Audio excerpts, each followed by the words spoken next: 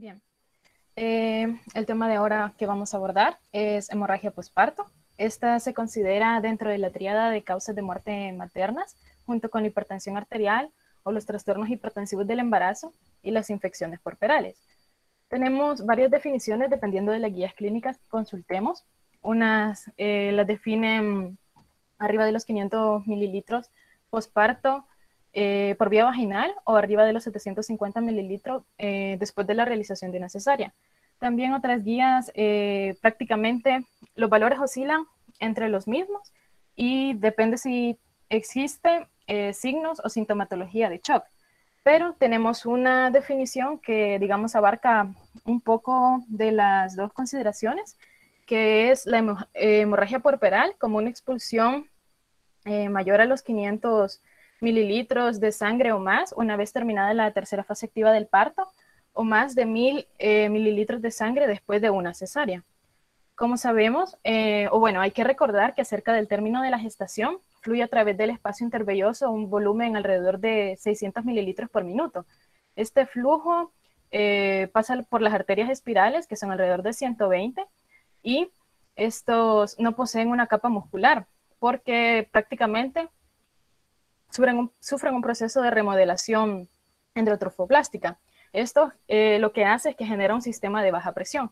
Cuando la placenta se desprende, estos vasos que están desde la zona de la implantación prácticamente muestran una abulsión. Y la hemostasia se logra, en primer lugar, cuando el miometrio se contrae y comprime este número elevado de vasos.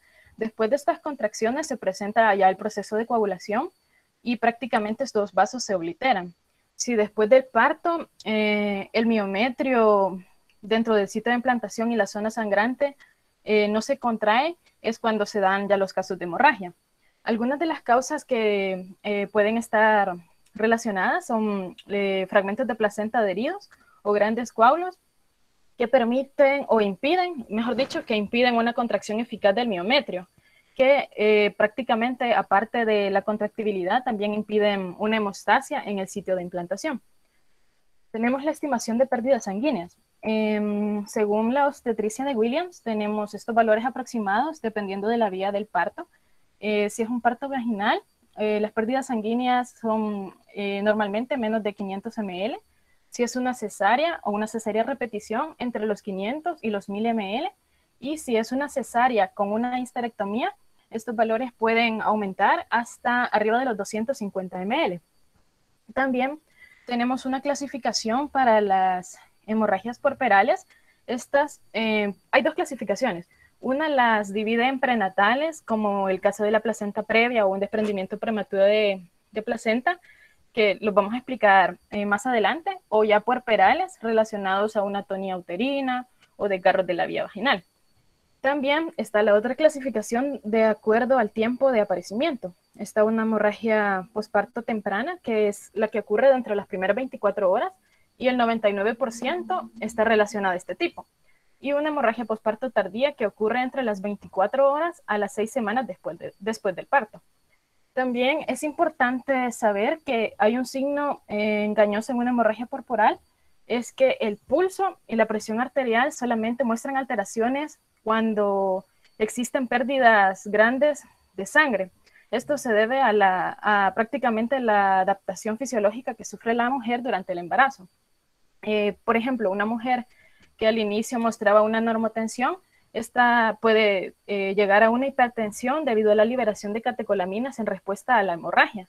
Y una mujer en caso de preeclampsia puede, digamos, llegar a valores normales y nosotros pensar que el cuadro hipertensivo está resolviendo, pero prácticamente es por la hipovolemia que está causando la hemorragia.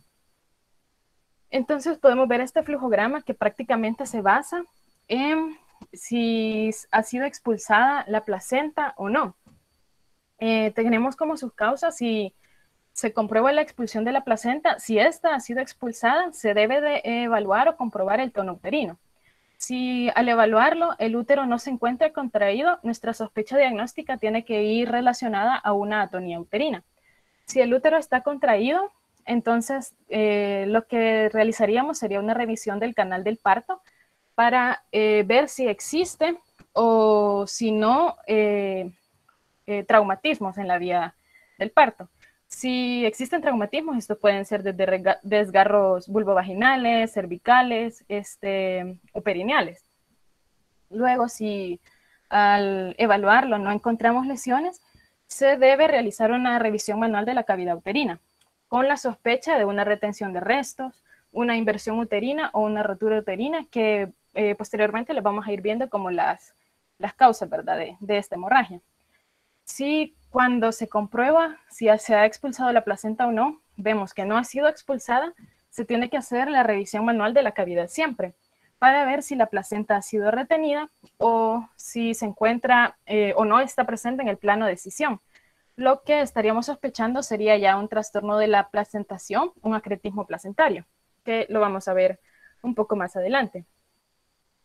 Cuando se habla de una hemorragia puerperal inmediata, tenemos que hacer la revisión para descartar los desgarros. Esta puede originarse, como antes les mencionaba, por los fragmentos retenidos, y debe ser una inspección minuciosa desde tanto la vía vaginal como la placenta que ha sido alumbrada, para ver o descartar que en esta falten cotiledones que nos puede estar dando la hemorragia. En cuanto a la exploración en busca de los desgarros o causas de atonía, siempre se debe de dar un masaje en el útero y se administra fármacos uterotónicos para inducir la contractibilidad del útero cuando estamos en la presencia de la hemorragia. También, digamos que una patología puede asociarse a otra. Una retención de restos placentarios nos puede llevar a una atonía uterina. Entonces vamos a empezar con las atonías uterinas. Esta es la incapacidad del útero para contraerse y puede conllevar a un sangrado continuo. Es una de las causas principales de hemorragia postparto, alrededor del 50%, y de causa muertes maternas alrededor de un 4%. En cuanto a sus factores de riesgo, está la edad materna avanzada, la multiparidad, la sobredistensión uterina, que esta puede asociarse a embarazos múltiples, a un feto macrosómico o a la presencia de polidramios. También el uso de agentes tocolíticos, una coriamnionitis, la presencia de miomas uterinos o ya otras patologías como una placenta previa, un abrupcio de placenta, un parto prolongado, donde ya prácticamente tenemos agotadas las fibras musculares por el esfuerzo, ¿verdad? Y un tratamiento de preeclampsia con sulfato de magnesio. Con este último, la relación es bien baja, pero existen casos aislados en los que ha sucedido, ya que el sulfato de magnesio también llega a producir un efecto como de relajación a nivel uterino. Tenemos el diagnóstico. En el útero se encuentra voluminoso, pero está blando y atónico. Puede tener retención de coágulos en su interior y la presencia del sangrado abundante. ¿Cuál sería como el tratamiento inicial o la primera maniobra? Es el masaje uterino bimanual, como se observa en la imagen, que prácticamente consiste en masajear el útero de manera intermitente con una mano desde el abdomen y la otra en el interior de la vagina, empujando el útero, y se hace el masaje bimanual. Luego, si digamos la atonía no revierte con pasamos al uso de medicamentos. Entre estos hay varios. Uno de los principales o como el más utilizado es la oxitocina. Esta es una hormona sintética que se administra por vía intravenosa y es como el fármaco de primera elección. Se usa una estrategia de 3-3-3. Normalmente se prepara la oxitocina con 10 unidades. Entonces, esta estrategia se ha puesto así, pero normalmente se pasan 3 unidades primero, luego 3 y luego 4. Cada unidad se pasa en 30 segundos y se repite cada 3 minutos. Quiere decir que alrededor de 10 minutos ya tendríamos ingresada lo que es la oxitocina. Luego se puede hacer también por uso de macrodosis, 40 unidades de oxitocina en 500 ml de solución salina o de Hartmann. Esto se puede pasar a 30 gotas por minuto o por una bomba de infusión a 125 cc hora. Depende también de la respuesta que vayamos teniendo al tratamiento de la hemorragia, así como otras indicaciones ya propias de la historia clínica de la paciente. Otro de los fármacos que se puede utilizar es la metilergonomina. a dosis de 0.2 miligramos intramuscular o intravenoso cada 20 minutos en número de 2. Este está contraindicado en preeclampsia, hipertensión y fenómeno de Raynaud porque normalmente está asociado a una hipertensión o un aumento de la presión transitoria. Y también se ha relacionado el uso del misoprostol, 200 microgramos de 4 a 6 tabletas vía oral, ya sea sublingual o rectal. En esta, el caso como para decir, pero ¿cuál escojo? No se usa el misoprostol como una primera elección, ya que no se ha comprobado que tenga mayor efecto que el uso de oxitocina o que la metilergonomina. Y prácticamente este tiene más efectos secundarios, más que todo a nivel gastrointestinal, por ejemplo, diarreas, vómitos o dolor abdominal. Por eso nuestro tratamiento inicial prácticamente se basa en el uso de la oxitocina. Si, digamos, el sangrado persiste, se puede hacer uso de técnicas, esto ya es un poco más invasivo, como el pinzamiento vaginal de las arterias uterinas o la técnica de Sea-Prado. Y se debe de evaluar el uso de balones intrauterinos, que el éxito, digamos, de resolver el cuadro aumenta a un 94.4%. En cuanto a la técnica, vamos a observar ahí las figuras. Primero, se debe de colocar una valva anterior y una valva posterior en la vagina para visualizar el cérvix. Se debe pinzar en su labio anterior. Siempre las pinzas que se utilizan son atraumáticas. Una pinza de anillo recta en el labio anterior y una segunda pinza en el labio posterior, siempre en el centro del cérvix. Luego se movilizan las valvas anteriores y posteriores al lado izquierdo de la vagina y siempre se deslizan las pinzas de anillo hasta observar la comisura cervical. Allí se tiene que palpar el ligamento cardinal izquierdo. Entonces se coloca una pinza de anillo curva, pero esta se coloca en dirección medial desde la unión del ligamento cardinal con el útero hasta el centro y prácticamente forma un plano horizontal para lograr así pinzar la arteria uterina izquierda, que sería lo que representa en la figura número 2. Luego se movilizan las valvas hacia el lado derecho, también con las pinzas, en este caso las rectas, se lleva hasta la comisura cervical y se busca el ligamento cardinal del lado derecho. Se colocan las pinzas de anillos curvas, siempre en dirección medial, hacia el centro del útero, para pinzar así la arteria uterina derecha. Se tiene que dejar un espacio suficiente para realizar la revisión instrumental de la cavidad uterina. Prácticamente con las pinzas colocadas quedaría como la figura número 3. Luego, la técnica describe la colocación de una sonda Foley para el control de la diuresis y se debe de evaluar, o sea, debe de monitorizar la misma, así como las características. También, cuando ya prácticamente se tiene el procedimiento final o la colocación final, es la figura número 4. Ahí las pinzas se mantienen hasta que se verifique que exista una hemostasia. Luego se pueden retirar y se hace como el abordaje ya propio de la hemorragia obstétrica causante. Este pinzamiento se mantiene prácticamente hasta que se resuelve la causa de la patología. Y ya después sí se pueden retirar las pinzas. En cuanto a otras técnicas, se habla del taponamiento uterino con gasa. Tuvo su aceptación para combatir la atonía uterina, pero hasta mitad del siglo XX, porque después se dejó de practicar por cuestiones como hemorragia o infecciones ocultas. Entre otras técnicas planteadas estaba el taponamiento uterino con una sonda Foley, con un globo de 30 ml. Se tiene que llenar entre 60 a 80 ml de solución salina y el extremo abierto que queda permite que se drene la sangre desde el útero. Si la hemorragia cede, se puede ir retirando paulatinamente en un periodo de 12 a 24 horas. También se menciona el uso de dispositivos como los globos. Está el uso del globo de Sextaken Blackmore o también el globo de Rush, pero como el que tiene mayor aplicación o el más conocido es el uso de balón, en este caso el balón de Bakri, que prácticamente consiste en inflar este globo. Primero se introduce sin inflar, pero para esto la técnica menciona la realización de una ecografía abdominal durante todo el procedimiento. Se coloca el globo desinflado dentro del útero y se estabiliza. Luego se comienza a introducir solución salina, 150 ml, hasta un total alrededor de los 300 a 500 ml para controlar la hemorragia. Este se irá retirando progresivamente en un periodo de 24 horas, dependiendo siempre de la evolución.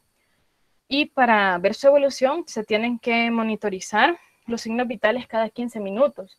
Hay que vigilar la presencia del sangrado, el masaje uterino y siempre mantener los uterotónicos como la oxitocina por 24 horas. Si aún así el sangrado continúa, ya se pasan a otras técnicas un poco más invasivas. Puede ser la parotomía exploratoria, en donde se hace una ligadura de ambas arterias uterinas o suturas hemostásicas. En el caso de las ligaduras uterinas, prácticamente consiste en detener el flujo en las arterias uterinas, ya es una técnica abdominal. Y en cuanto a las técnicas compresivas, se hace el test de compresión positivo, que prácticamente es mantener un efecto de compresión sostenida. Este disminuye el riesgo de que a un futuro sea necesaria la realización de histerectomía. Tiene una eficacia alrededor del 91.7%. Y en cuanto a las complicaciones, estas son pocas y están más relacionadas a la técnica. Por ejemplo, la peritonitis o una estrangulación intestinal o del epiplom. Entre otras causas, puede ser necrosis uterina o la rotura uterina, estas relacionadas a que el útero prácticamente es un tejido bien frágil al momento del posparto inmediato. También no se han descrito efectos adversos en cuanto a la fertilidad y es necesaria ya como las habilidades quirúrgicas para poder realizarla. Se puede realizar conjuntamente con otras técnicas, por ejemplo, la ligadura de las arterias uterinas, más las técnicas compresivas o la embolización. En el caso de las técnicas compresivas, digamos que la que es como más conocida es la técnica de Belinge. Esta fue descrita en 1997 y es la que más se usa. Tiene una eficacia arriba del 75% y prácticamente son suturas continuas transmurales que comprimen el útero. Esta reduce las histerectomías posparto alrededor del 67% y es de elección en atonía uterina poscesárea, porque prácticamente esta necesita la histerotomía en el segmento inferior del útero para poder realizarse. No se debe realizar en placenta previa o acretismo, ya que prácticamente no estaríamos tratando la causa de la hemorragia. En cuanto a, se puede usar, como les mencionaba, junto con otras técnicas.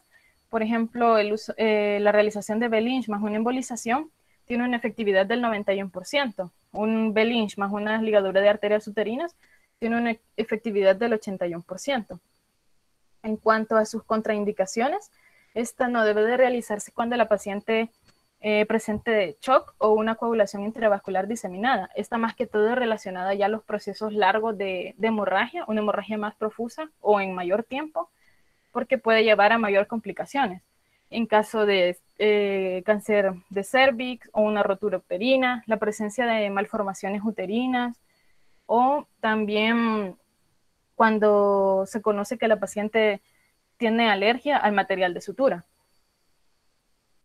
Entre otras técnicas, estas ya más para el conocimiento porque no se realizan tan frecuente, están las suturas de Hyman, que estos son puntos transmurales, pero van desde el segmento hasta el fondo. Hay una variante que incluye 4 suturas y la ventaja, por así decirlo, de esta es que no requiere la realización de una histerotomía para poder realizarla. Los nudos prácticamente quedan en el fondo y se usa más en placentas marginales o en acretismos parciales. Su éxito es alrededor del 90%. De ahí están otras como la sutura de Ho-Cho, que algunos la llaman solo sutura de Cho, que son puntos cuadrados. Estos son transmurales y no se requiere también la histerotomía. En cuanto a esta, tiene mayor riesgo de complicaciones porque la compresión no es tan efectiva como una compresión en Hyman o en Belinge.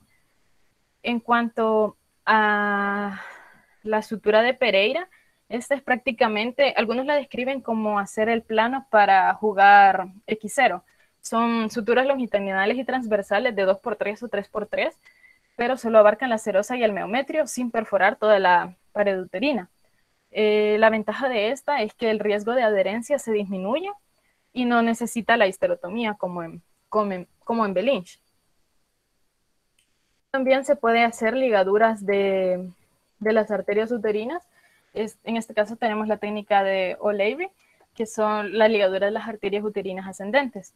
Estas se realizan por puntos dobles, estos son simples, con Vicryl.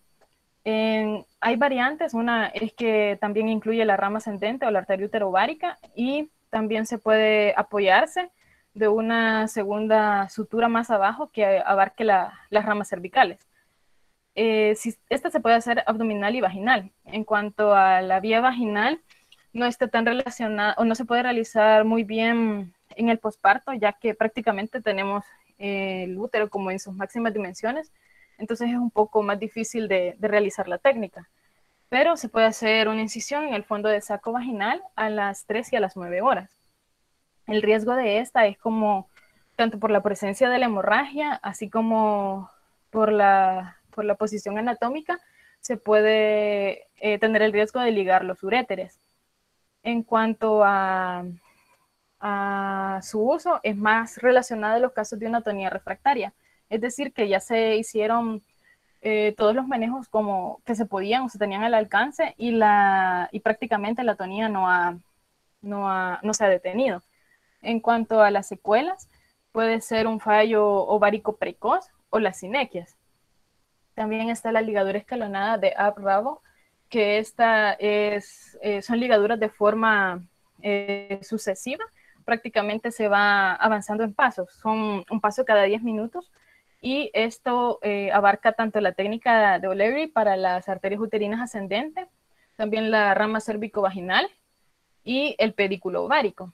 En esta es más frecuente en atonías, aunque casi no se usa porque se trata más que todo de mantener la volemia de la paciente, y es raro que se use cuando la paciente se encuentra hemodinámicamente inestable. Y el otro es la triple ligadura de Cyrulnikov, que esta es existe una variante que tanto se ligan los pedículos uterováricos y los ligamentos redondos. Y también está la ligadura de las arterias hipogástricas. Esta es requiere como mayor destreza, tiene una mayor dificultad, y estamos asociando anomalías de la placentación, por ejemplo, un acretismo placentario o una placenta previa. En esta es ya como una técnica última de rescate cuando ya se ha realizado una histerectomía. En el caso de la realización de la embolización arterial, esta prácticamente depende de la disponibilidad que tengamos. Es reversible y mantiene su fertilidad en un 46%. En cuanto a sus complicaciones, estas oscilan en un 6 a 7%, y puede ser un síndrome posembolización, con fiebre de 2 a 3 días, isquemia glútea transitoria o un absceso pélvico. En cuanto al procedimiento, prácticamente más adelante les voy a comentar un poco sobre la hora de oro. Entonces se tiene que evaluar si la paciente se encuentra estable para poder realizarla, ya que es un procedimiento que dura de 1 a 2 horas. Y como profilaxis se puede utilizar el balón de Bakri o la ligadura de los vasos pélvicos cuando es una hemorragia profusa o se tenga algún riesgo. En el caso de las histerectomías obstétricas, el 25% se da en primíparas. Puede ser una histerectomía total cuando el sangrado es del área del istmo o es cervical, por ejemplo, un acretismo o una placenta previa, y una histerectomía subtotal en los casos de la atonía uterina que estamos revisando. También se puede hacer uso del Novocevem. Este es un fármaco, pero el problema de este es que casi no está disponible porque es muy caro. Entonces consiste en un factor 7 activado, un activador de la protombina, de las plaquetas y la formación de coágulos, así como la inhibición de la fibrinolisis. Este se usa para la hemorragia postparto, pero en casos ya de hemorragia severa o profusa, y en hemorragias postparto severas refractarias. También está limitado su uso en la presencia de coagulopatías o signos de una coagulopatía de consumo. Entre sus complicaciones puede presentar un 30% de complicaciones tromboembóticas o trombóticas, perdón, y como la alternativa que se puede tener más al alcance y se está estudiando bastante es el uso del ácido tranexámico. Se recomienda una administración temprana por vía intravenosa, principalmente antes de que pasen 3 horas posteriores al parto y ya se ha diagnosticado la hemorragia posparto. También se debe administrar una dosis fija de 1 gramo en 10 ml, es decir, 100 miligramos en 1 ml. Este es por vía intravenosa y se administra 1 ml por minuto. Significa que en 10 minutos prácticamente estaríamos colocando el ácido tranexámico. Cuando, por ejemplo, la hemorragia no ha cesado, se puede administrar una segunda dosis siempre de 1 gramo si el sangrado continúa después de 30 minutos. Y o si han pasado 24 horas que se ha completado la primera dosis. Se tiene que administrar de forma lenta, ya que cuando se administra en bolo puede causar una disminución temporal de la presión arterial. La siguiente causa de una hemorragia posparto es una inversión uterina. Se define como una invaginación de la pared del útero, de modo que la cavidad interna se convierte en externa por el descenso del fondo del útero, y de lo cual existen varios grados, hasta una inversión completa en donde prácticamente el útero emerge de la vulva. Su epidemiología es una patología rara, ocurre entre 1 en 3.900 casos a 1 en 350.000 partos. En el caso de la inversión uterina, se considera como una catástrofe hemorrágica clásica en las obstetricias. Sí, no se la identifica y se le trata de una manera inmediata y como apropiada, la hemorragia puede ser masiva y puede llegar incluso al choque y a la muerte. Entre los factores de riesgo está una implantación de la placenta en el fondo del útero. Esto se refiere a que la mayor, implantación está en el fondo uterino. La contractibilidad uterina tardía o inadecuada después del nacimiento, es decir, una atonía uterina, puede ser secundaria a que el útero esté flácido y prácticamente se haga una inversión. También la tracción del cordón umbilical aplicada antes de la separación de la placenta. En este caso se ha estudiado y es como un punto de confrontación porque según la estrategia del MATEP, el manejo activo del tercer periodo del parto, hay uno que nos habla de la tracción-contracción de la placenta. Pero según las investigaciones, en los casos de estas inversiones uterinas, no se ha relacionado mucho a que sean por el uso de esta técnica. Más que todo, los casos han sido como esporádicos. Entonces se ha encontrado mayor beneficio al realizar el MATEP para prevenir las hemorragias pospartos así de forma global a que puedan causar una inversión uterina. También otra de los factores de riesgo es una placentación con adherencia normal, por ejemplo, el síndrome de una placenta creta. En cuanto a su clasificación, tenemos una que es dependiendo del tiempo desde el parto hasta que se diagnostica. Cuando esta se diagnostica en las primeras 24 horas puerperales, se denomina como una inversión aguda. Si es entre las 24 horas hasta el primer mes, como subaguda, y más de las 4 semanas crónica, aunque estas normalmente se diagnostican en las primeras horas. También está la clasificación dependiendo del grado, que es la que observan en las diapositivas. En primer grado, el fondo uterino se encuentra invaginado, pero no sobrepasa el cuello uterino. El segundo grado, sobrepasa el cuello y desciende hasta la vagina, pero no sobrepasa la vulva. El tercer grado, ya sobrepasa el plano de la vulva, pero prácticamente el cuello uterino siempre está en una posición normal. Y el caso del cuarto grado, ya es una inversión total y ya incluye los fondos de saco vaginales. ¿Cuáles otros factores de riesgo que podemos tener? Son primigestas o malformaciones uterinas, que estas también están relacionadas al proceso de implantación. Las atonías uterinas, el acretismo placentario, estos casos son un poco más bajos porque esta patología puede ser diagnosticada prenatalmente. Entonces, prácticamente se conocería al momento del parto si estamos ante la presencia de un acretismo placentario. Una inserción fúndica, como les comentaba, un trabajo de parto prolongado o una tracción del cordón con la placenta, cuando ésta aún no ha sido desprendida. En cuanto al diagnóstico, se presenta hemorragia, shock y dolor. Se observa una masa gruesa sangrante, color violácea, que está edematosa y la sensación de un cuerpo extraño. También puede existir la presencia de un globo vesical.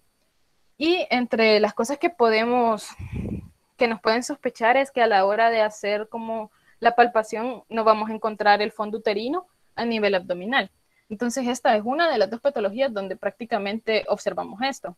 La otra es que exista una rotura uterina. En cuanto a el tratamiento, además de las medidas de sostén para controlar tanto la hipotensión y el dolor, es necesario reponer o hacer la reposición del útero. Se puede utilizar nitroglicerina, sulfato de magnesio o un anestésico para que el útero se relaje y poder hacer la maniobra de reposición. Entre las maniobras se habla como las principales, que son la maniobra de Harris, que consiste en empujar el fondo uterino invertido en sentido craneal. La diferencia con la siguiente maniobra es que prácticamente se hace con la palma de la mano. Y aunque sean maniobras no tan como traumáticas, siempre hay que tener cuidado ya que el útero se encuentra bien friable. Entonces podemos causar una rotura uterina por una mala técnica. La siguiente es la maniobra de Johnson, que es la que se observa en la imagen, que prácticamente se realiza con el fondo uterino apoyado en la palma y se recolecta o se une el útero por encima del ombligo para que a través de los ligamentos uterinos prácticamente ellos ayuden a corregir la inversión. Esto es importante que sepamos que debe realizarse con la aplicación de anestésicos porque es bastante doloroso.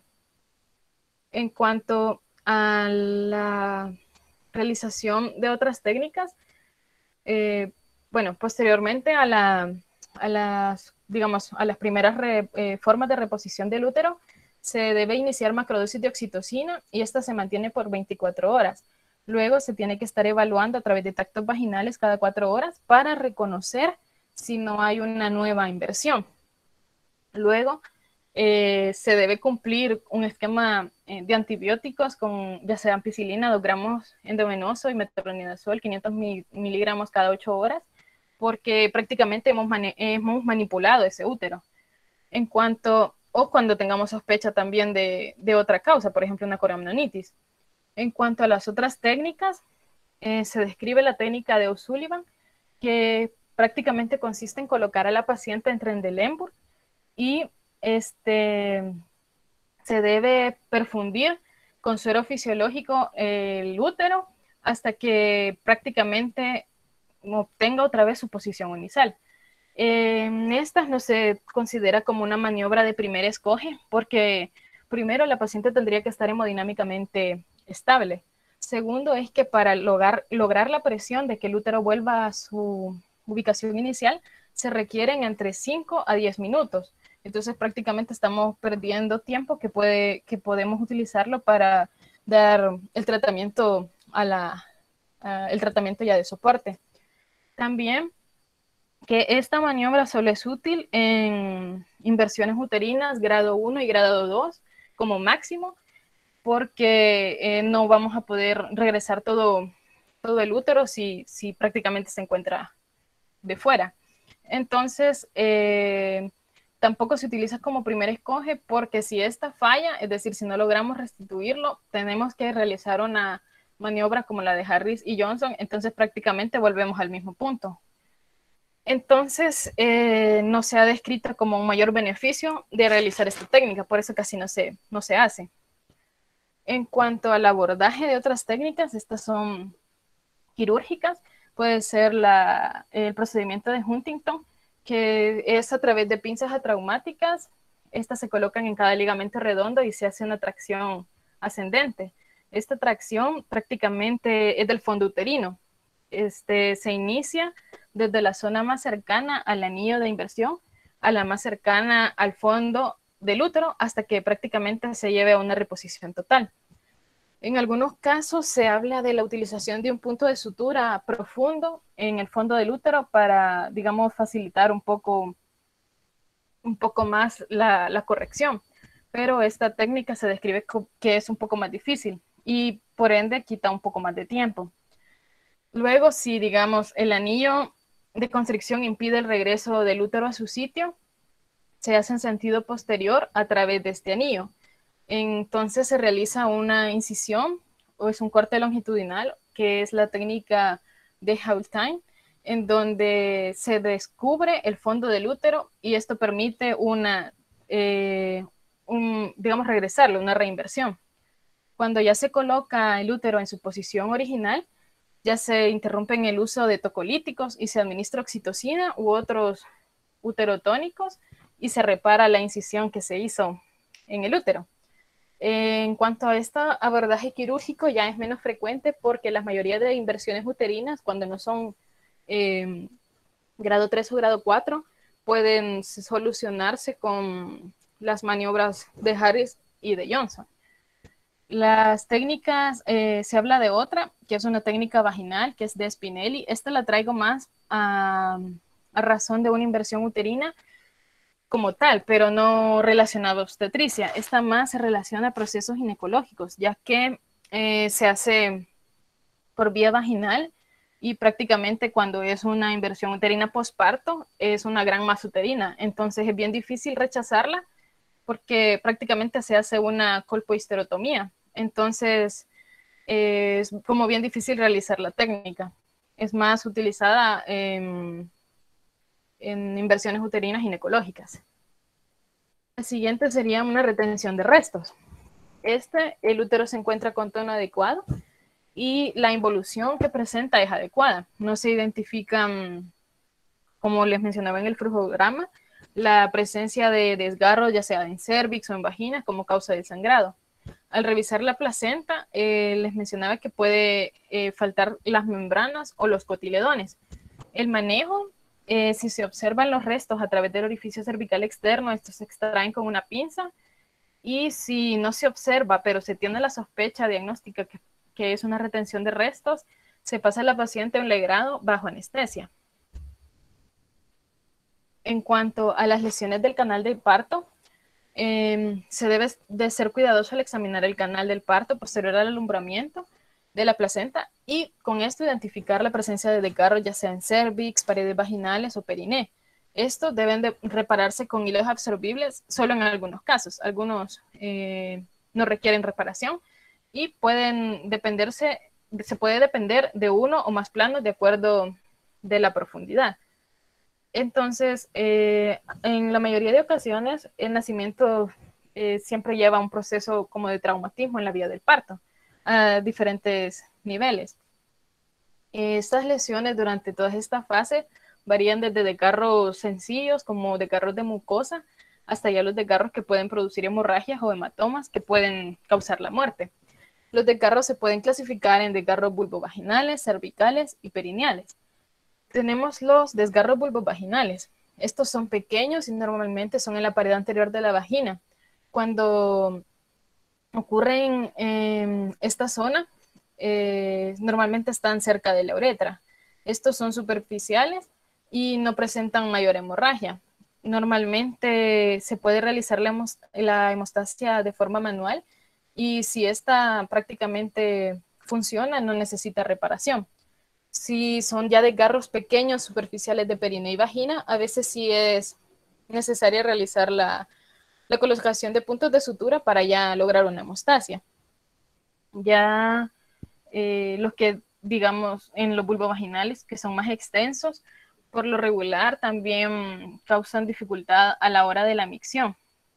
En cuanto a los desgarros perineales más profundos, estos acompañan a lesiones de grados variables que pueden comprometer incluso el esfínter anal y en diferente medida los planos de las paredes vaginales.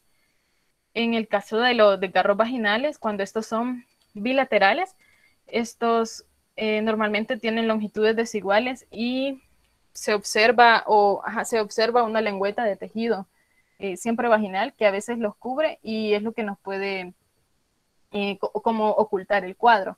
Por eso tiene que ser una revisión minuciosa. Ya cuando existe una hemorragia, a pesar de que el útero se encuentre firmemente contraído, esto ya prácticamente como nos orienta más a que la causa sea un desgarro de las vías genitales. Algunos se extienden en sentido superior y son longitudinales y pueden ya abarcar parte del cuello del útero y prolongarse aún más hasta llegar a causar roturas uterinas. En cuanto a estos que se extienden un poco más, se debe de hacer una búsqueda minuciosa de signos de hemorragia retroperitoneal o perforación o ya las hemorragias peritoneales. Si ya sospechamos de esto, se debe de indicar la realización de una laparotomía.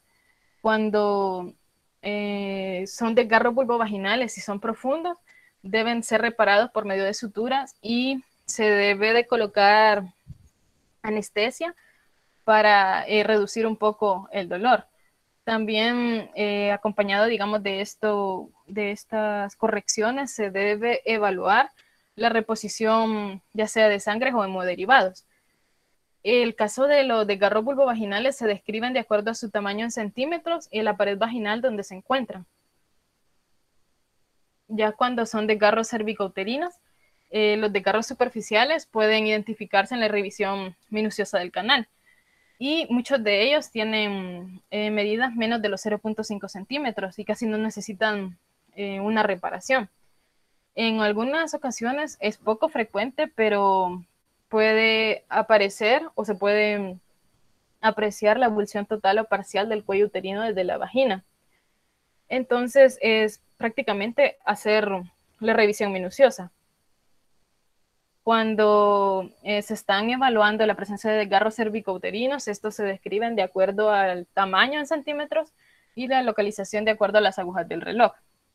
Ya en los desgarros perineales, ya estos son por un estiramiento, ya sea por una distensión excesiva de la vía del parto, y ya son desgarros por separaciones de fibras musculares y por la hipotonía de estas fibras. Esto puede digamos, disminuir la funcionalidad del diafragma pélvico y estas pueden abarcar músculos como el pubococcigio y también pueden llevar a una incontinencia urinaria. En cuanto a los desgarros perineales, tenemos una clasificación en 4 grados.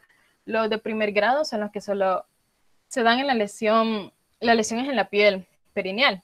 Los de segundo grado, ya la lesión abarca los músculos, pero no afecta el esfínter anal. En cuanto a esta clasificación que es un poco más extendida de los 3A, 3B, 3C, ya a la hora de la práctica casi no se describen como tan minucioso, pero es importante saberlo. Cuando abarca el esfínter externo, pero en menos del 50% de su grosor, hablamos de un 3A. Cuando este abarca más del 50% del esfínter anal externo, ya es un 3B, y cuando abarca tanto el esfínter anal externo como el interno, es un 3C. Ya el grado 4, que es como el que lleva mayor compromiso y complicaciones, ya es una afección del esfínter anal y la mucosa rectal. Estos desgarros, en el caso de los desgarros perineales, pueden prevenirse. Uno de las formas es realizar una correcta pelvimetría para saber prácticamente la disposición de la pelvis, así como relacionarlo con los diámetros del feto para saber si el conducto es el adecuado y si es necesaria la realización de una episiotomía para así evitarlos también. Y otra es la maniobra de Röntgen, que esta tanto no funciona para que el feto el bebé ya no se contamine con la región perianal de la madre, así como para prevenir desgarros en la madre. La siguiente como causa son las roturas uterinas. En esta puede ser primaria o hay muchas clasificaciones. Puede ser primaria cuando el útero está intacto o no presenta cicatrices, y secundaria cuando ya ha sufrido alguna incisión, ya sea para el tratamiento de alguna lesión o anomalía del miometrio. En el caso de, según su causa, esta puede ser espontánea o traumática. Espontánea relacionados al proceso del parto, por ejemplo, un mal manejo de una conducción del parto con oxitocina puede llevarnos a una rotura uterina. O una traumática cuando ya son ocasionadas, por ejemplo, por accidentes automovilísticos o por lesiones con arma blanca. Según la localización y dirección, pueden ser longitudinal en el cuerpo uterino, transversal del segmento, longitudinal del borde, estrellada o una rotura vaginal. Según el grado o profundidad, pueden ser completa e incompleta. Completa es prácticamente tenemos al feto en comunicación con la cavidad peritoneal, e incompleta todavía se pueden apreciar como más como presentes a través de la palpación del abdomen, partes fetales. Según el momento, este puede ser durante el parto, durante el embarazo o en el parto, ya relacionado a si es una traumática o una espontánea también. Entre los factores y causas predisponentes está agregadas como uno de los principales una incisión por una esterectomía por cesárea hecha previamente. En este caso, los riesgos de rotura uterina incluyen las otras operaciones que se han hecho antes o manipulación que pueda causar algún trauma en el miometrio. Por ejemplo, un legrado o la perforación uterina, una ablación endometrial o una histeroscopía. Cualquiera que pueda causar como cambios o que pueda hacer como más susceptible a la lesión al miometrio. Otra es lo que les comentaba, lo de la estimulación excesiva o inapropiada del útero con oxitocina, que es como una de las causas más frecuentes. En cuanto a su patogenia, la rotura del útero durante los primeros periodos del parto suele producirse porque el segmento uterino inferior se encuentra adelgazado. Esto es normal, pero digamos si existe la sobreestimulación agregada a esto puede causar la rotura. Cuando este se sitúa muy junto al cuello uterino, normalmente estas roturas sufren un trayecto transversal u oblicuo. Cuando esta hendidura está en la porción del útero, pero estamos junto al ligamento ancho, es una rotura prácticamente longitudinal. Estos normalmente se extienden desde abajo hacia arriba y llegan al segmento activo, o puede ser al revés, desde arriba hasta llegar a la porción de la vagina. En algunas ocasiones la vejiga también puede sufrir desgarros. De ahí, si la rotura tiene como magnitudes o es una rotura completa, como les comentaba, el contenido del útero pasará a la cavidad peritoneal. Sin embargo, si la parte del feto que se presenta está como ya firmemente encajada, ya prácticamente solo vamos a encontrar una parte del producto que estará en contacto con la cavidad peritoneal. En cuanto al pronóstico fetal, este depende en gran medida del grado tanto de la separación de la placenta al momento de la rotura y la magnitud de la hemorragia de la madre. En algunos casos, el peritoneo que está suprayacente sigue intacto. Entonces, prácticamente ocurre una hemorragia interna y es como de las más complicadas porque pasa prácticamente desapercibida y puede causar hematomas retroperitoneales y es una hemorragia más profusa pero poco visible. En cuanto a una rotura traumática, el útero distendido prácticamente es resistente a los traumatismos cuando no son penetrantes, pero cuando ya es un trauma penetrante, prácticamente se tiene que sospechar si es un trauma penetrante de abdomen, sospechar signos de rotura uterina. Otros son relacionados a posiciones como una versión podálica interna o la utilización de forceps a la hora del nacimiento, o en presentación de nalgas en donde dificulte la extracción. También en cuanto a su tratamiento, tenemos que es una laparotomía inmediata más cesárea, y si es necesaria y no se puede como revertir o corregir esta rotura, hacer una histerectomía. Entre las causas que les mencionaba, el libro de la obstetricia de Williams menciona como por cirugías que abarcan el miometrio, por ejemplo las cesáreas, o ablaciones de los cuernos en la zona intersticial de las trompas de falopio, también por traumatismos uterinos, un aborto, abortos previos, ya sea con degrados, en congénitos, por ejemplo, síndrome de Marfan o de Ehlers-Danlos. También hay como prepartos durante el parto y las adquiridas. En cuanto a las adquiridas, puede ser una adenomiosis o una saculación del útero atrapada en una retroversión. La siguiente patología relacionada son los hematomas puerperales.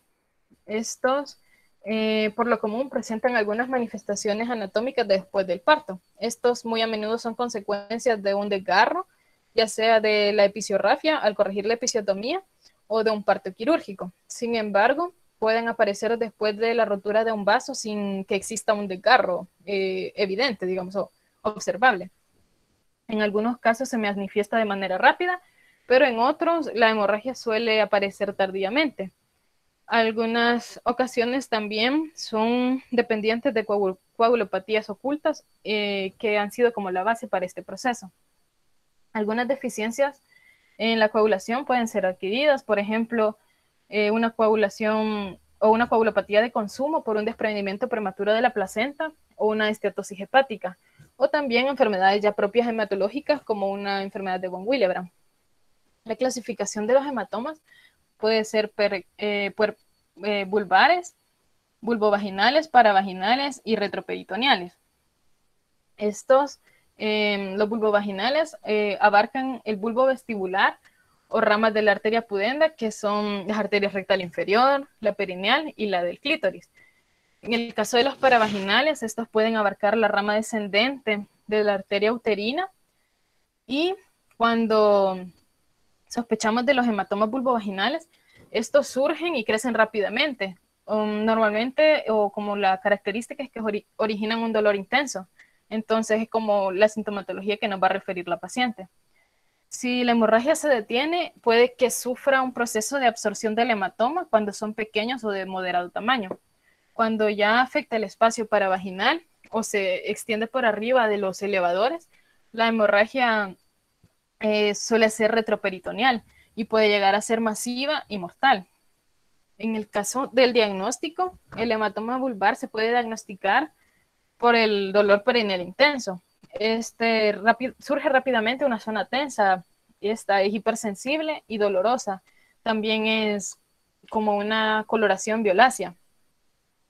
El hematoma paravaginal, ya se detecta siempre en un corto periodo, y pueden surgir manifestaciones de presión pélvica o incapacidad al orinar, que prácticamente a la hora de la valoración se puede descubrir una masa, esta es redonda y es fluctuante, y que prácticamente puede estrechar el inferior de la vagina.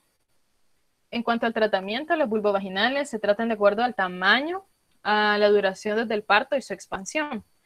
Por lo general, los que son de menor tamaño, estos son los que se hacen prácticamente casi inmediatos al proceso traumático, y pueden manejarse de forma expectante, es decir, viendo si ya no existe la hemorragia o si estos prácticamente se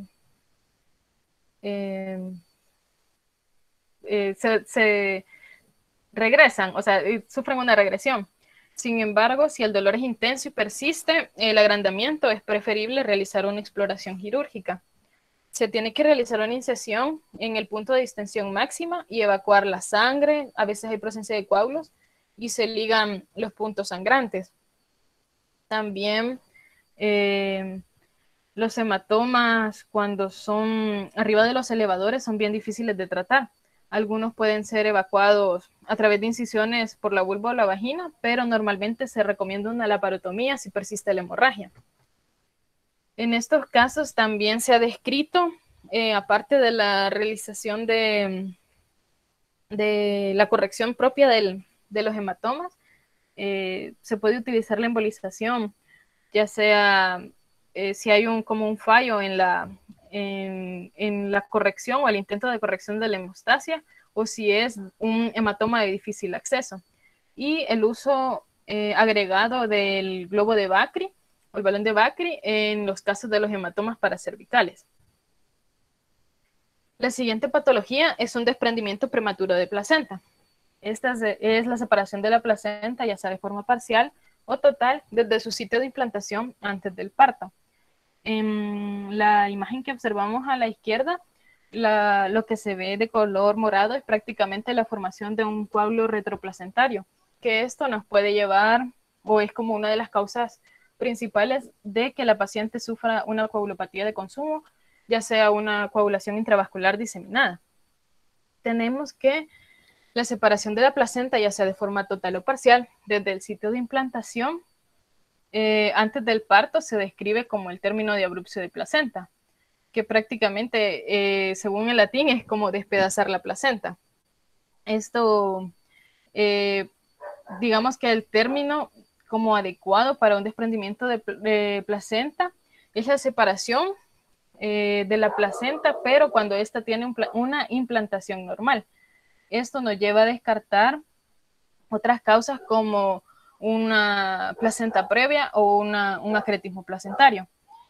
En cuanto a la etiopatogenia, este desprendimiento prematuro comienza con una hemorragia que prácticamente pasa a la decidua basal. Esta muestra una dehiscencia y prácticamente queda una capa adherida al miometrio. Entonces, prácticamente el cuadro comienza con un hematoma decidual y este se va expandiendo hasta separar y comprimir la placenta vecina. En algunos casos, por ejemplo en preeclampsia o desprendimiento prematuro, intervienen otros fenómenos, por ejemplo, anomalías en la invasión trofoblástica, y esto puede llevar a un futuro al desarrollo de aterosis. En cuanto a procesos inflamatorios o infecciosos, pueden llevar o son como factores contribuyentes para el desprendimiento prematuro de la placenta. Esto también es posible que inicie con la rotura de una arteria espiral. Esto puede causar el hematoma retroplacentario y puede ampliarse hasta romper más vasos y extender la zona de la separación placentaria. En las fases iniciales de este desprendimiento, es posible que no se encuentren signos clínicos. Digamos, si se detiene la separación, se puede como evidenciar o se puede observar cuando la placenta ha sido recién extraída. Se va a observar una depresión en la superficie placentaria materna. Esta normalmente mide unos cuantos centímetros y está cubierta de coágulos de sangre, pero ya son de color oscuro. Para que, digamos, se sospeche de un desprendimiento de placenta crónico, este prácticamente ya requiere, se observarían unos cambios anatómicos como más marcados. También cuando estos desprendimientos ocurren, la sangre prácticamente se manifiesta entre las membranas y el útero, para que al final salga a través del cuello del útero y se observa como una hemorragia externa, aunque también puede causar el fenómeno de la hemorragia oculta como un coágulo retroplacentario, que en ese el diagnóstico no se hace inmediatamente. Entonces, este retraso en el diagnóstico puede llevar a serios problemas o complicaciones tanto maternas como fetales. Cuando tenemos una hemorragia oculta, también lo que les comentaba, es más frecuente el aparecimiento de una coagulación intravascular diseminada. Entonces, esto se debe a que existe mayor presión dentro del espacio intervelloso causada por el coágulo que está retroplacentario y hace pasar como a fuerza más tromboplastina placentaria a la circulación de la madre. El desprendimiento crónico puede observarse en las primeras etapas del embarazo y se tienen que realizar las medidas adecuadas para prácticamente detener su progresión. También existe el desprendimiento traumático relacionado a los traumatismos externos, por lo común accidentes o asaltos. Y estos pueden ocasionar el desprendimiento placentario. Esto más que todo depende, ¿verdad?, del entorno social en donde se encuentra la mujer y como los factores de riesgo a los que puede estar expuesto. En cuanto al proceso de hemorragia, gran parte de la sangre del hematoma, que es retroplacentario, cuando no es de origen traumático, proviene de la madre. Esto se debe a que la hemorragia se produce por la separación de la decidua materna. Entonces, las vellosidades placentarias prácticamente están intactas en su inicio. Entre otros factores que pueden causar es preeclampsia, otros trastornos hipertensivos del embarazo, tabaquismo, una ruptura prematura de membranas, el uso de cocaína o la presencia de leiomiomas uterinos.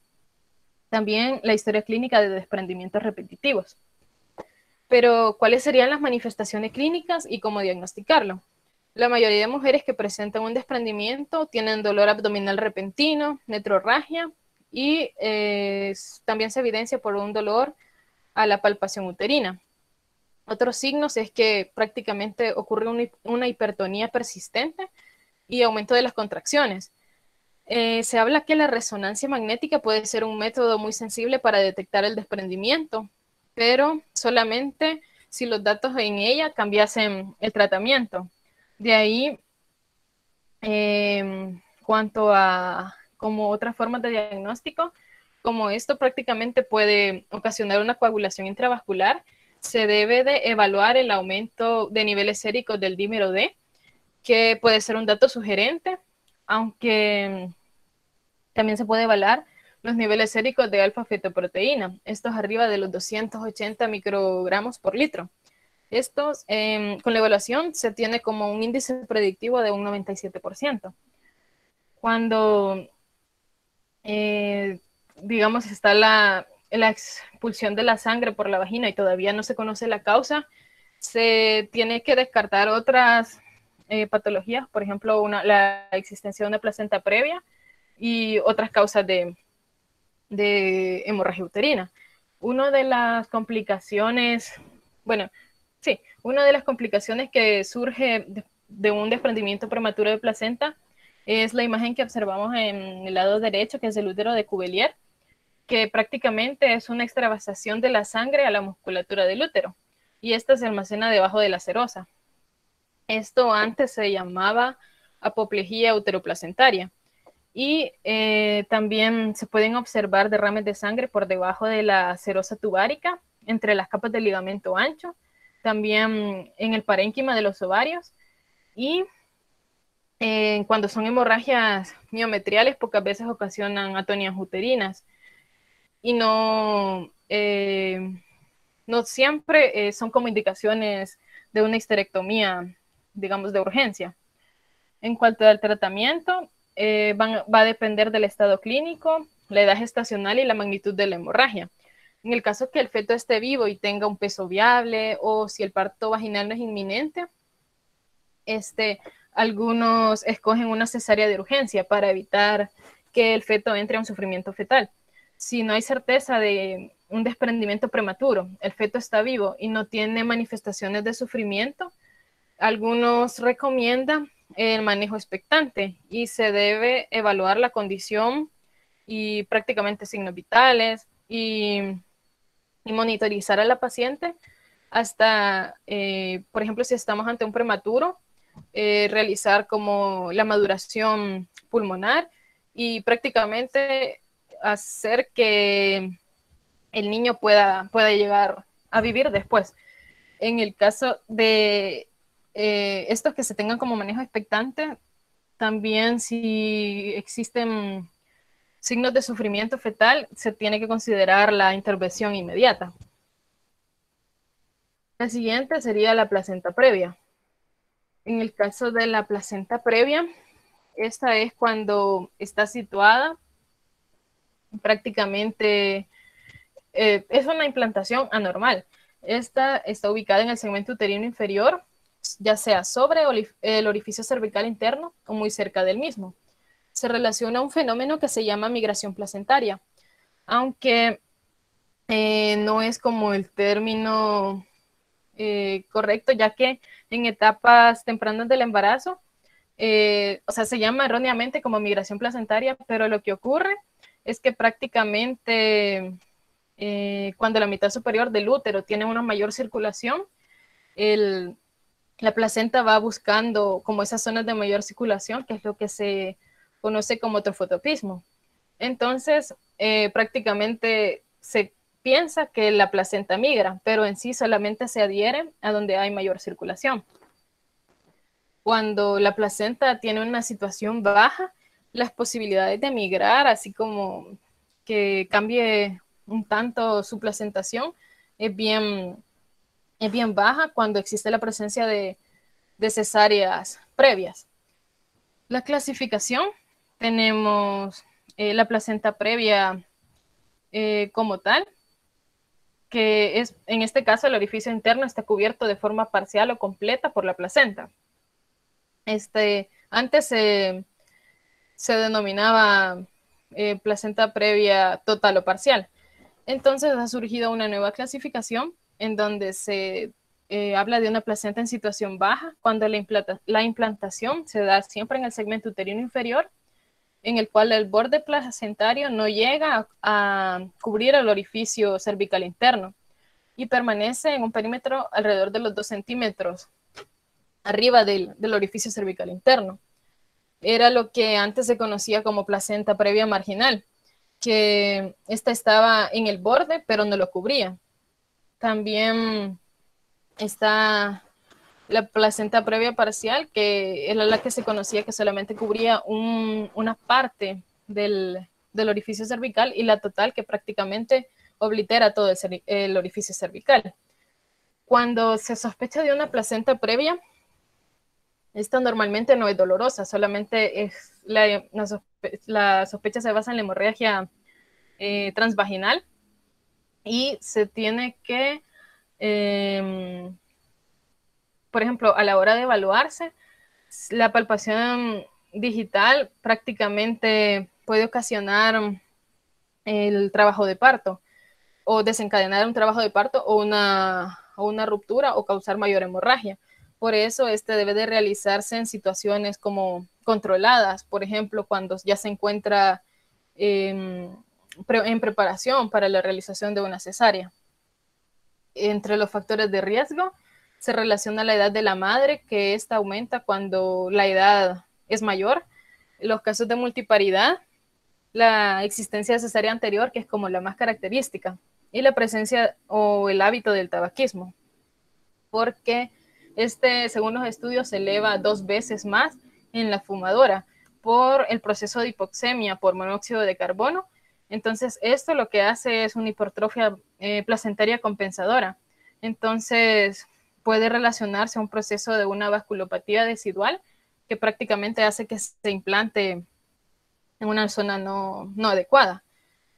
Esta hemorragia normalmente aparece a finales del segundo trimestre y puede comenzar en etapas medias del embarazo. También puede aparecer ya a etapas finales del embarazo, y siempre se tiene que tener el cuidado en cuanto a la evaluación. Por ejemplo, cuando la hemorragia de una placenta previa suele comenzar sin signos premonitorios, o no tiene dolor o contracción, o que su evolución prenatal no tuvo complicaciones, se denomina como una hemorragia centinela, y rara vez puede llegar a causar una hemorragia puerperal mortal.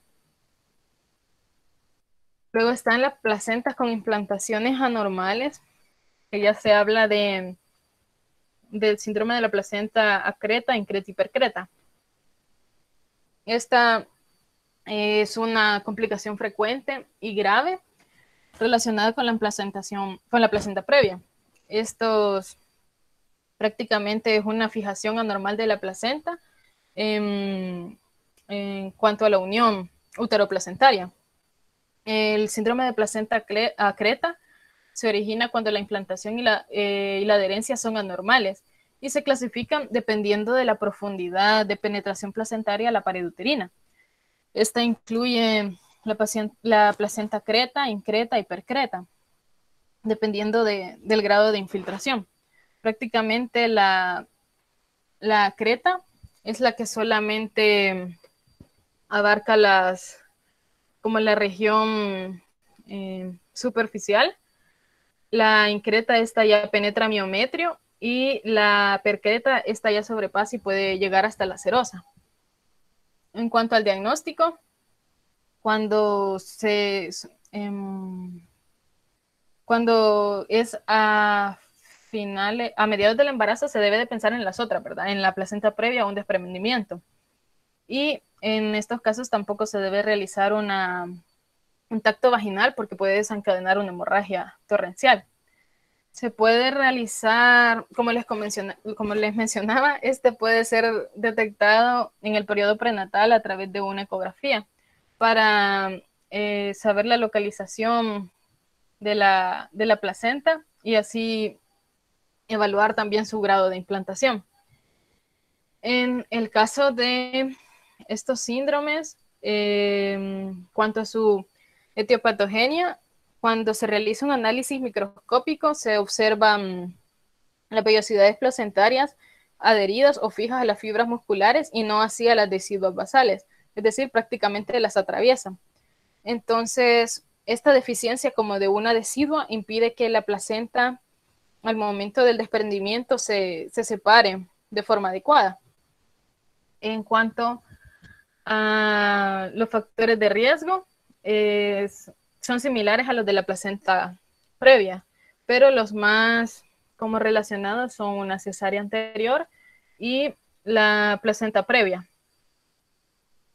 Tenemos el tratamiento de la hemorragia, aparte de, digamos, tratar las causas, que es uno de los elementos cruciales. Lo importante saber es la gravedad. Una norma prudente es que en cualquier momento en que se considere que la hemorragia es mayor del promedio, se debe cuantificar el valor del hematócrito y planificar así como las medidas que se van a utilizar y buscar el deterioro fisiológico. Otro de los parámetros que nos puede ayudar es la diuresis, porque esto se considera relacionado a los procesos de hipoperfusión y este se ve alterado en los procesos de hemorragias y de choque. En cuanto al flujo sanguíneo renal, este es bien sensible a los cambios de los volúmenes hemáticos, salvo si se administran diuréticos y estos rara vez están indicados en una hemorragia activa. Entonces, esta prácticamente mide con precisión el riego sanguíneo de los riñones y esto extrapola a cómo pueden estar irrigados otros órganos vitales. Se tiene que conservar una diuresis en nivel de 30 ml como mínimo o preferencia arriba de los 60 ml por hora.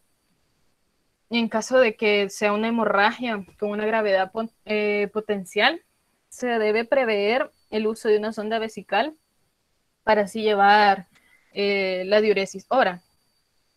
En cuanto a la hemorragia, esta puede ocurrir antes, durante o después del parto. En la prevención de los cuadros está difundida la estrategia del MATEP, que es el manejo activo del tercer periodo, que prácticamente consiste en 4 maniobras.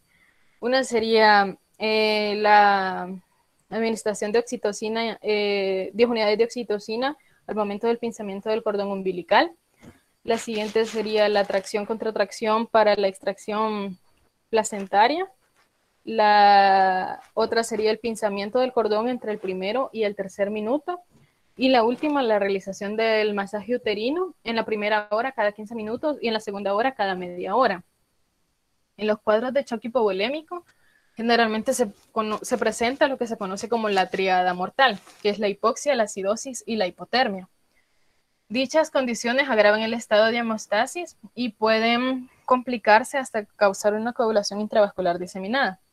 Al cabo de una hora se debe considerar de que podemos estar ante el inicio de este cuadro si el evento hemorrágico aún no ha sido corregido. En cuanto al control de la hemorragia, Esto prácticamente se basa en la hora de oro, que es prácticamente que la sobrevida va disminuyendo a medida avance el tiempo. Tenemos que el choque hipovolémico o el choque hemorrágico, este evoluciona y pasa por varias etapas. El inicio puede haber disminución de la presión arterial, el volumen sistólico y el gasto cardíaco. También puede existir disminución en la presión venosa central y se observa prácticamente que el cuerpo, como un mecanismo compensatorio, redistribuye el gasto cardíaco y el volumen sanguíneo. Es por eso que, a pesar de que el riego a los riñones, a los lechos esplácnicos, los músculos, piel y útero se encuentran disminuidos y se conserva como la mayor cantidad para el corazón, el cerebro y las glándulas suprarrenales. Cuando el déficit de volumen excede el 25%, ahí es cuando prácticamente comienzan los signos de hipovolemia.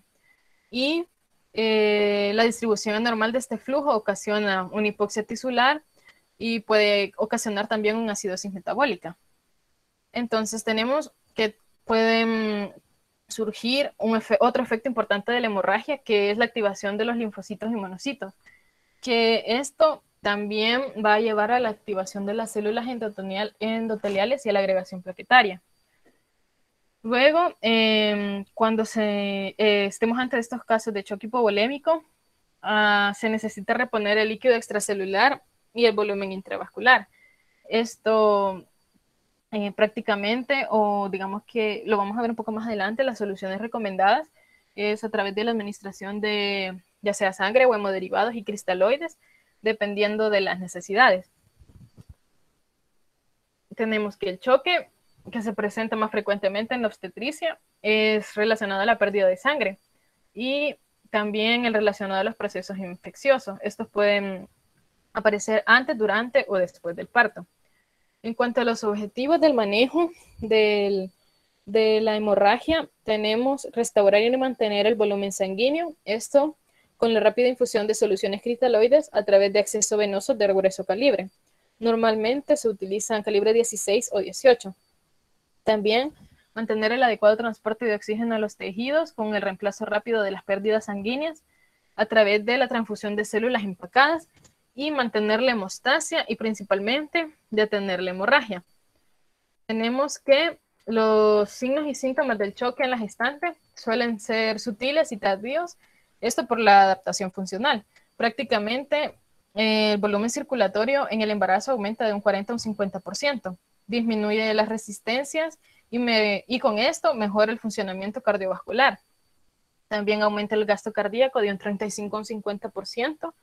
Los volúmenes circulantes se redistribuyen, ya que por el aumento del gasto cardíaco hacia la unidad fetoplacentaria, esta alcanza los valores de entre los 600 a 800 mililitros minutos. Las pérdidas de hasta el 15% del volumen circulatorio son más o menos equivalentes a 1000 mililitros, que esta es normalmente bien tolerada por la gestante por estos cambios adaptativos. Luego, en cuanto a la condición como gestante, todas tienen riesgo de presentar hemorragia durante la gestación, ya sea desde el inicio de la misma o hasta el final. Estas siempre se acompañan de acciones fisiológicas, por ejemplo, el control hemostásico a través de la coagulación y la fibrinolisis. En pacientes que presentan un estado de hipercoagulabilidad, prácticamente la formación de coágulos, es cuando más vamos a sospechar de procesos que puedan causar coagulopatías. Y en cuanto al proceso normal de la fibrinolisis, esta no se ve alterada durante el embarazo. Por eso es importante reconocer como los principales signos que tengamos, ya que el éxito de una recuperación del paciente es superior al 60% si se aplican las medidas de resustitución en en lo que es la primera hora, que sería la regla de oro, perdón. Tenemos las pérdidas sanguíneas, estas son pérdidas estimadas, y así como las medidas a utilizar. Por ejemplo, si se necesita del uso de cristaloides, dependiendo si el choque es compensado, si es leve, moderado o severo, el uso de transfusiones sanguíneas, y también si son transfusiones sanguíneas de sangre completa o solamente hemoderivados. También se tiene que estar pendiente de los signos y síntomas en los casos de perfusión. Por ejemplo, la presencia de palidez, frialdad, sudoración, o que ya prácticamente la paciente se encuentre en grados mayores de choque con letargia o inconsciencia. La obstetricia de Williams nos presenta un cuadro de sangre y hemoderivados que se pueden transfundir dependiendo de la causa y cuál sería su efecto. En cuanto a estos componentes, la mayoría tiene como efecto aumentar el hematócrito de un 3 a 4% del volumen por unidad. Y también se tiene que considerar algunas como complicaciones o que pueda surgir a partir de las transfusiones. Por ejemplo, puede existir una coagulopatía por dilución, que cuando se hace una transfusión de concentrados eritrocíticos, puede surgir una depresión de las plaquetas y los factores de la coagulación. Esto puede ocasionar la coagulación por dilución clínica. Y esta más o menos es igual al cuadro de una coagulación intravascular diseminada. En los casos, las deficiencias de la hemostasia contribuyen todavía más al proceso de la hemorragia. La trombocitopenia es uno de los efectos como más comunes en cuanto a la coagulación después de una hemorragia y las transfusiones múltiples. Es por eso que también se tiene que tomar en cuenta en cuanto a la transfusión de glóbulos rojos, porque los eritrocitos concentrados no tienen tantas cantidades de factores de la coagulación, y una restitución masiva de estos puede ocasionar hipofibrinogenemia, y esto aumentar los tiempos de tromboplastina parcial y trombina y causarnos defectos en la coagulación que nos puede llevar a no poder prácticamente detener la hemorragia. Otra puede ser una reacción transfusional que se caracteriza por fiebre, hipotensión, taquicardia, disnea, un dolor retroesternal, ansiedad intensa y hemoglobinuria. En cuanto a las medidas inmediatas, se incluyen interrumpir la transfusión, el tratamiento de la hipotensión y la hiperpotasemia que puede causar, inducir la diuresis y medidas para la alcalinización de la orina. También es útil la cuantificación y concentración de hemoglobina en orina y plasma para buscar anticuerpos y confirmar así el diagnóstico. También puede presentarse, aunque es muy raro, un síndrome de lesión pulmonar aguda por transfusión. Esta, aunque es muy raro, puede ser mortal. Se caracteriza por disnea intensa, hipoxia y edema pulmonar de origen no cardiogénico. Entonces, esta aparece entre las 6 horas posteriores a la transfusión y no se conoce del todo su patogenia, pero está relacionado a que la lesión en los capilares pulmonares puede hacer que surjan anticuerpos contra el antígeno leucocítico humano en el plasma del donante. Entonces, estos se unen a los leucocitos que se agregan a los capilares pulmonares y liberan mediadores de la inflamación que prácticamente son los encargados de esta complicación. También existen lo de los productos sanguíneos que se pueden transfundir, por ejemplo el crioprecipitado o las plaquetas, dependiendo de del hemograma y la química sanguínea o de las deficiencias sanguíneas que tenga la paciente. En cuanto a los líquidos, la reposición con volumen debe de ser de 3 ml de solución cristaloide, ya sea Hartmann o solución salina normal, por cada ml de sangre perdida. Se colocan bolos de 500 ml y se evalúa la respuesta luego de cada 500 ml. Se tiene que considerar como buen parámetro si alcanza presión arterial sistólica igual o mayor a los 90 milímetros de mercurio, una excreción urinaria mayor a 30 ml por hora o 0.5 ml por kilogramo hora. Cuando la temperatura es mayor de 35, ya que en los casos de hemorragia grave se asocia a hipotermia, el llenado capilar menor de 3 segundos y que ya no tengamos palidez o diaforesis. Para el uso de la oxigenoterapia, se debe suministrar oxígeno a 8 litros por minuto. Esto es con mascarilla con reservorio. Y si no se tiene, se puede hacer con cánula nasal a 3 litros por minuto. Normalmente se recomienda el uso de mascarilla Venturi y se debe continuar para mantener la saturación de oxígeno arriba de los 90%, una presión parcial de oxígeno mayor a los 60 milímetros de mercurio.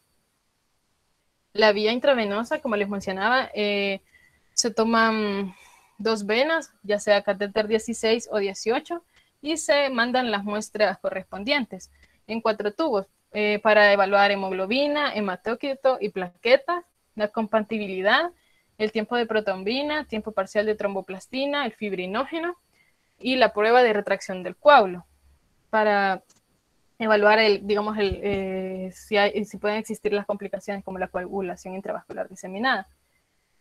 En el caso de la monitorización de los signos vitales, las constantes que les mencionaba anteriormente, y sumándole sería la frecuencia respiratoria entre los 12 y los 20 respiraciones por minuto. Ahora ya para terminar, hablaremos un poco de las complicaciones posteriores o que se pueden dar con la hemorragia.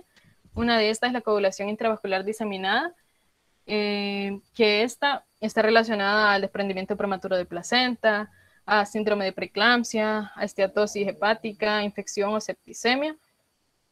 Y estos prácticamente, en cuanto al proceso, es por defectos adquiridos en la coagulación, aunque también pueden estar relacionados a ya defectos que la paciente tenía antes del embarazo.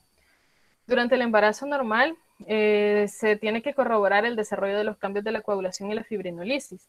Entre estos puede ser el aumento de las concentraciones del fibrinógeno, de los factores de la coagulación y los niveles de plasminógeno. Esto es importante para poder predecir o poder tener una idea más o menos de cómo se va a desarrollar el parto. También el recuento medio de las plaquetas durante el embarazo disminuye alrededor del 10% y como lado contrario se intensifica la activación para la formación de las plaquetas. Una coagulación normal y fibrinolisis puede activarse de forma patológica a través de las 2 vías, ya sea una vía extrínseca o a través de la vía intrínseca. Normalmente cuando se habla de una coagulopatía relacionada al embarazo, es prácticamente dependiente del cuadro patológico primarios. Es por eso que, digamos, lo primero a realizar es detener el cuadro patológico primario para detener este secundario y con la desfibrinación en marcha. Por eso prácticamente nos basamos en identificar la causa. La otra complicación es una embolia amniótica. Esta normalmente cursa con hipotensión, que es de comienzo repentino, hipoxia, la coagulopatía de consumo, y en estos casos también la sintomatología cambia de persona a persona. Algunas personas solamente presentan uno de estos 3 síntomas, de estos 3 signos como definitorios del cuadro. Estos cuadros pueden ser, o la embolia puede ser impulsada o aumentada en su desarrollo si se incluye un parto rápido o si el líquido amniótico está teñido de meconio, si existen desgarros de las venas uterinas y venas pélvicas, o también está relacionado ya a condiciones maternas como la edad materna avanzada, la presencia de un embarazo posttérmino, la inducción o intensificación del parto, eclampsia, cesárea o el desprendimiento prematuro de placenta. Y la siguiente sería una lesión renal aguda.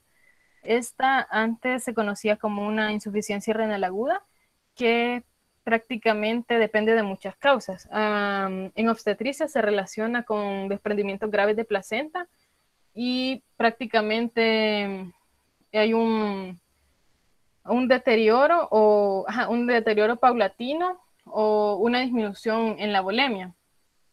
Si además del desprendimiento placentario existe una coagulación intravascular, se tiene que realizar un tratamiento inmediato e intensivo tanto para la hemorragia, así para también impedir una lesión o una disfunción clínica de los riñones que sea grave y que pueda llevar a una enfermedad renal crónica.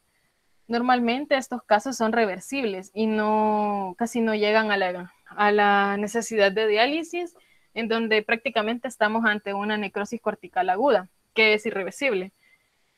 Y el último es un síndrome de Sheehan. Este es mucho menos frecuente que ocurra. Surge después de hemorragias graves durante el parto o el comienzo del puerperio. Entonces es una insuficiencia hipopoficiaria y cuanto a su patogenia no hay como una descrita específicamente porque raras veces se producen anomalías endocrinas, pero se puede sospechar de este cuando las manifestaciones sean amenorrea, atrofia mamaria, desaparición de vello púbico y axilar, hipotiroidismo e insuficiencia córtico-suprarrenal. Algunas también presentan diferentes grados de necrosis de la adenohipófisis o una menor secreción de una o más hormonas. Y esto sería todo en cuanto al tema de hemorragia postparto.